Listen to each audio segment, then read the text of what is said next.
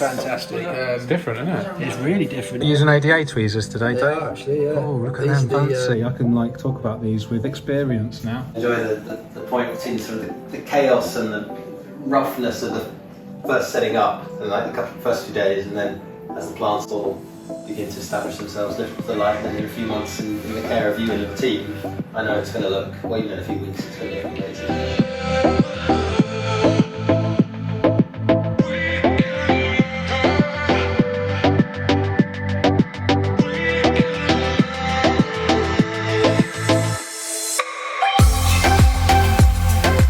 I'm here at Aquarium Gardens, and this is the Aquascape of 1500 that we set up at a workshop a while ago. This is the 900 from Pavel, and this is my favourite scape at the moment because it's got the world's rarest aquarium plants in here, you could say.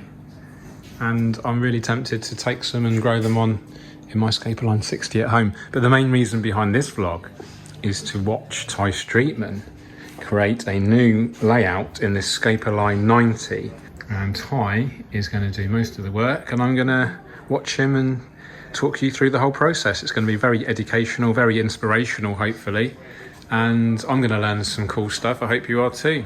Exciting. Let's go and see what they're doing right now. This is where the magic's happening. Ty, what are you doing, mate? I'm securing some rocks to this wood with cable ties so that the wood doesn't float, then we can cut the cable ties away. This is more of a supporting piece. This is a supporting piece for the other bits. And what we've done is, because they're not sunk yet, we've just cable tied some rocks to the wood so that they don't float up. And when the wood is totally sunk, not moving, we can just snip those cable ties away. So, okay, so the guys are just is it an even spread along the adding the base layer of substrate. They've done the hardscape already. 2 pieces of Corbo catfish wood with rocks tied to the base with cable ties to prevent it from floating. So the idea with this base layer is a nutrient-rich layer. So are we fully planting then? Yep. Awesome. Dojo about 6 or 9 months ago or something, and you did something quite like this anyway. Okay. So I can't take credit for that Well, because you and George are doing it in the dojo. But I think that space there that George was pointing to there, looking at it from the front. So if you're going to take a picture of the escape, I think it's important to leave that space. Negative space is important as positive space, depending on what you do with it. You know, negative space can be a black hole that really pulls apart the display, or it can be a wonderful focus and a producer of energy, as we just. Could you say that's a lesson in life that you know, we were talking about balancing negative space and full space. You know, it's all about working with contrasts, you know, light and dark. You can link it to stimulation as well, like being overstimulated and removing stimulation so that you can focus on your mind, on your well-being, on simply being in the moment. Yeah. To give them a really nice base to establish themselves from the off. We don't want things to be popping up. We want them to get a lovely strong root network in there so they can start taking up nutrients and thriving and doing really well. And investing in, always get more substrate than you need really, and investing in a quality substrate in the right amount will really pay off in the long term. And it'll make your life easier because plants won't be popping up and all of that. So we're just going to make sure that there's cover under here as well. What do you do with ammonia spikes, Ty, if you get ammonia with your soil? Water changes. Yeah. What sort of water changes do you do? I do about 50%. Like when I first set up a display, I would do 50% almost every couple of days. And I would test to see what's going on with the tank. I'm a bit naughty this way. I'm a reluctant water tester. As my friend James Sampson and Steve Baker will tell you, I have to be bullied into testing water, but they'll also tell you it's such an important component of success in the aquarium, particularly when you're setting up a new tank. You don't want to risk any livestock, put any animals under stress because you've been too lazy to test what's happening with your water. So when you set up a new display, having a testing kit so you can monitor ammonia, see what's going on, is really important. And also, it can save you money if you buy fish, as well as subjecting them to unnecessary suffering if they die because tank isn't ready for them, that's money down the drain, as well as totally unethical. These kind of plants that we're going to use, deep substrate is very much a part of that. Do you want to add anything, Dave, about maybe using deep substrates in the aquarium? Perhaps some of the problems that you might encounter and how to avoid that? Yeah, I mean, this is quite deep, so we've gone halfway up the tank here. And what we might get down here is, because it's so deep, is issues with oxygen perhaps, if the substrate's not agitated enough. But hopefully what will happen is, because we're going to plant super dense and there's going to be loads of roots, they're going to be working their way through the soil, moving it around. Taking shots, we want to make it look good quite quickly, so that's part of the reason why we plant densely, aside from the benefits against algae. But going to what George just said about how many pots you'd use for this size tank normally, I would say in the region of 30 to 40.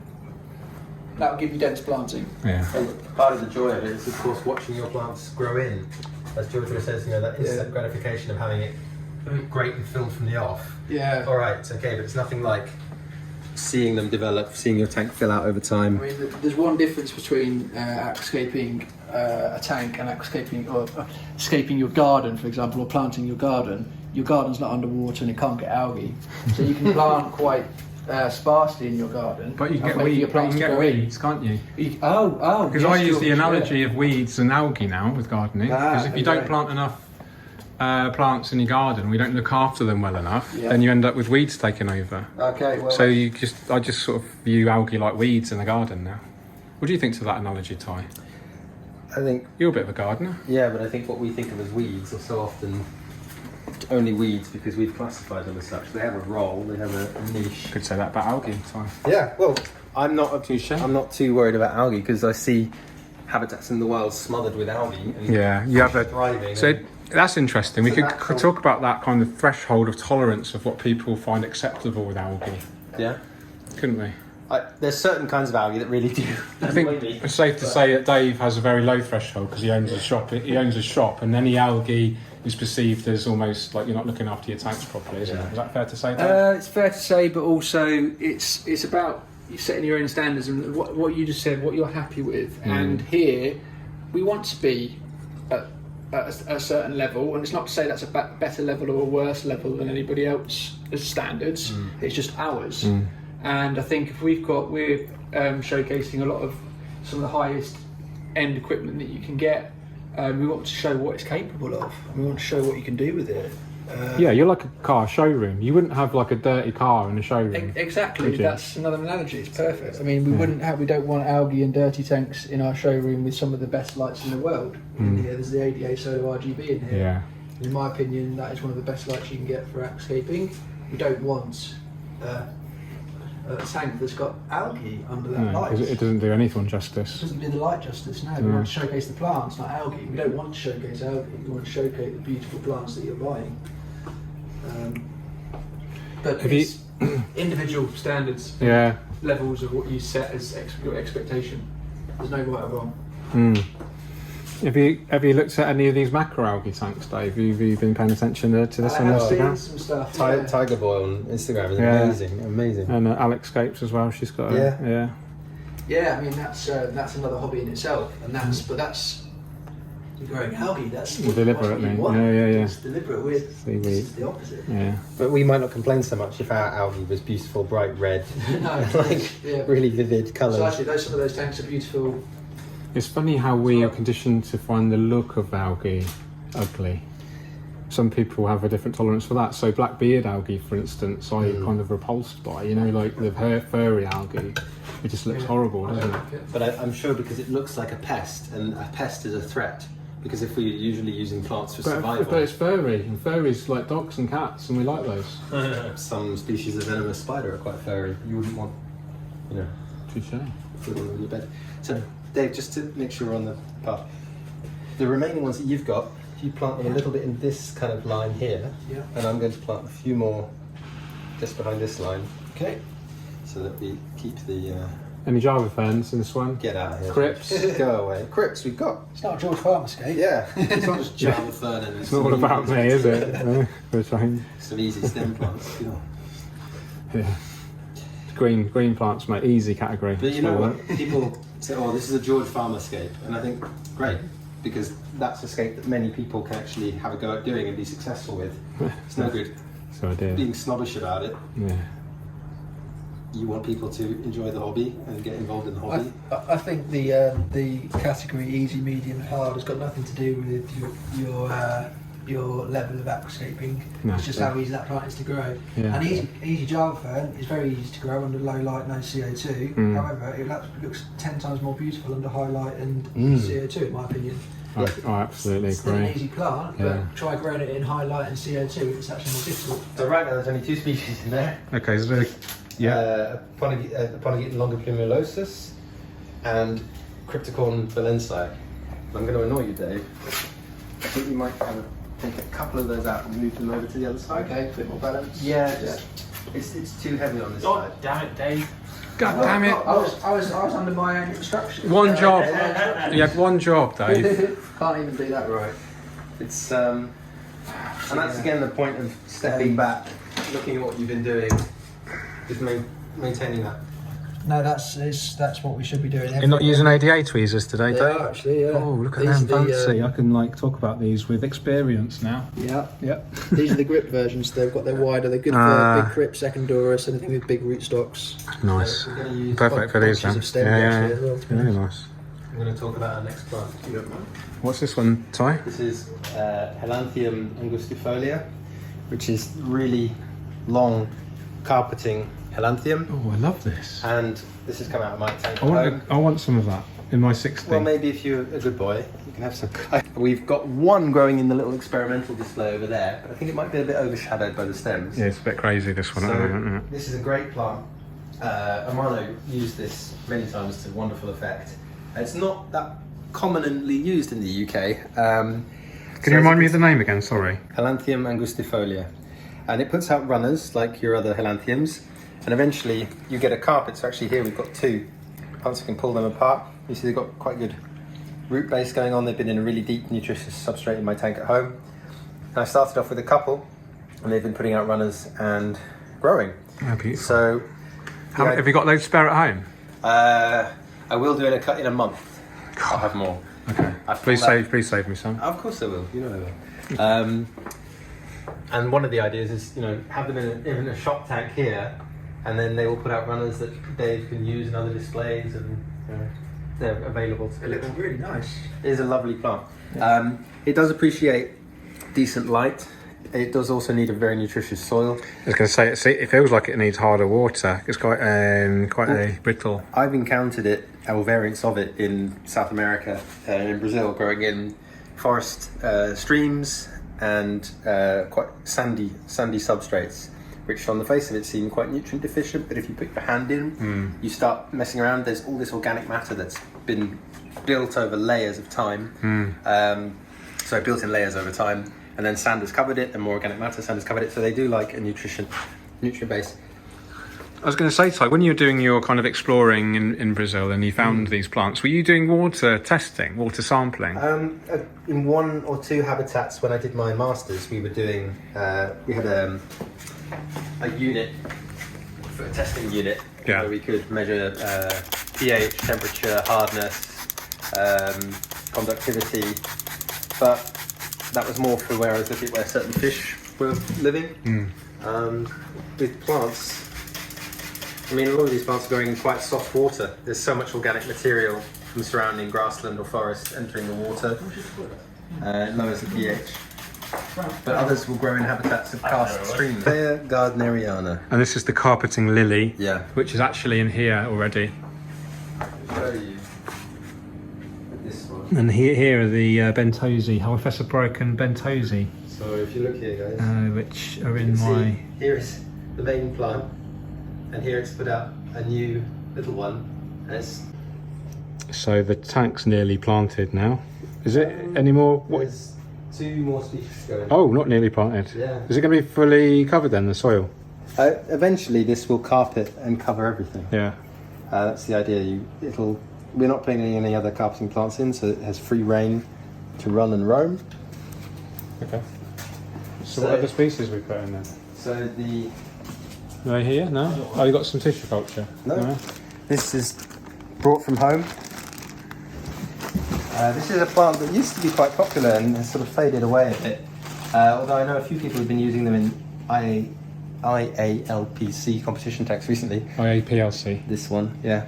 Yeah. This is Potamogeton gayi. Oh yeah, it's a brute, isn't it? It is a brute, and this is probably going to be the one that gives the most work to Dave and his team. But you can just chop it and replant it or get rid of the cuttings. I like it because it just kind of runs, has these long, beautiful, fine leaves, light green foliage, goes up to the surface, lays flat if you let it, and it is great for filling in the gaps. And this is what we're going to plant in and around the larger species. I'm going to get. Want me to give you a hand? Yeah, I'm going to request your help on that. I'll have the top of the and then I'll go inside. And there's another species in there, which we're also going to use, which is a species of Najas or Nayas, which is this little light dark green plant. It also grows quite fast. Does it go like this? No, that's the Hygrosia. Oh. And we're going to mix them in. So we're going to have two quite fine, fast-growing plants growing amongst the taller, denser, dominant So are these stems. going amongst all the taller ones that we've already got The in here? bulk of it will go over here. And we're putting a what's little it bit called over again? here. Sorry, this one? That's another angustifolia. What's this one called? This is Najas or Nayas SP. I don't know exactly the species. Okay. A lot of people call it guppy grass. Oh, yeah. I know, Najas, yeah. Yeah. I call it, Najas. Flat. Will lay flat on the surface. If you break it like this, Yeah. it puts up little submersed leaves, quite soft, little wavy green leaves. What's this plant? This is Ponageton SP. It's it's out of my pond. Oh, We're just okay. using it here As a filler. as a filler. It has slightly broader leaves than so the leaves are broader, and it reminds us a bit of the lilies. So we're bringing a bit of the broadleaf stuff up into the main height. Do you want any on this side? You know what? I don't think I do. Just on that side? Yeah, I think that would be. It's the first fill. The first fill is the deepest. Okay, the tank's filled. They're just going to clean the front glass, and then we're going to switch the light ground on, and we'll get the final reveal very soon. I'm very excited. Have you enjoyed yourself, Ty? I have. It's been really good. Yeah? Yeah. Has Ty done a good job, Dave? Oh yeah, no, really good job, mate. Really good job. He's fantastic. It's different, isn't it? It's really different. Yeah, I love the fact that there's kind of this high plant growth right at the front here. Yeah, it's going to be totally different. It's going to be this narrow corridor down the middle there. It's going to be nice. So you're going to do a 3, 2, 1? Yeah. 3, 2, 1, doosh. Beautiful, those Ty. Are you happy with it? Yeah, I'm really just good. It's now really I'm good. just impatient to see it grow. Have you is it satisfied your visuals? Yeah, As I it is think I can visualised? see when it grows out, it's going to look how I want it to look. Right now, of course, all the plants are sort of a bit sulking, they're crushed down, it's a little sparse. Yeah. Once everything reaches up to the surface, it fills out.